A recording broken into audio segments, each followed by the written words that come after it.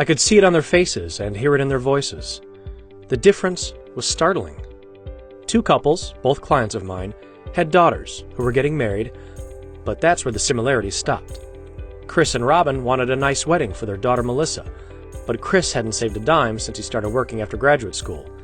He always figured things would work out, and someone, his parents, his employer, or the lottery jackpot, would provide any money he and his family needed. But now, wedding plans were in full swing, and he had no money to pay for it. Money, or rather the lack of it, consumed him and his relationships with his wife and daughter. Over and over again, Robin and Melissa made plans, but when they presented them to Chris, he grimaced, shook his head, and then exploded, "You know we can't afford that. What were you thinking?"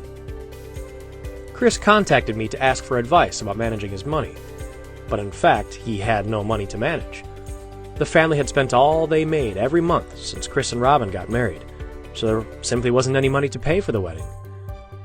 As the reality of his past choices hit him in the face, Chris felt ashamed and humiliated because he wasn't able to provide for his dear daughter's needs. In a short time, his discouragement slipped into depression, and he felt completely hopeless, helpless, and worthless.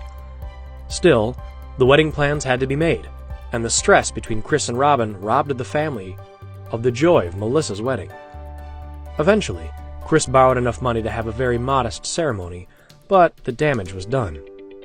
Every moment and every decision was dominated by the painful lack of money, so relationships were strained. They endured rather than celebrated Melissa's wedding.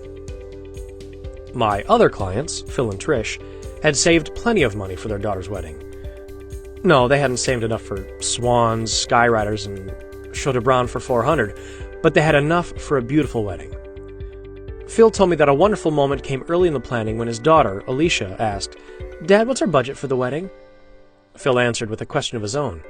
"How much were you thinking of?" She gave him a number, and he replied, "You can add more to that. We have enough, and I want this to be a wonderful, beautiful day for you." Imagine what that did for Alicia's sense of peace as she planned the wedding, and for her relationship with her dad. I talked to Phil a number of times as the weeks wound down to the wedding, and each time he told me something like, "Every day I thank God that we have enough money to provide for Alicia's wedding. That takes such a load off. We're having a blast." Phil's family had some decisions to make, and of course, some of the choices were difficult ones. Should they allocate more money for a photographer and less for flowers, or the other way around? But the difficulty of those decisions pales in comparison to the shame, anger, and anxiety Chris, Robin, and Melissa experienced. When Alicia's day arrived, it was a beautiful thing to see. Everybody was completely relaxed and focused on the joy of the moment, with no hint of anxiety about money. Phil told me, Alicia's wedding was beautiful, fun, and meaningful. In fact, it was glorious. Phil and Trish had been intentional about managing their money, and they experienced incredible benefits from their plan.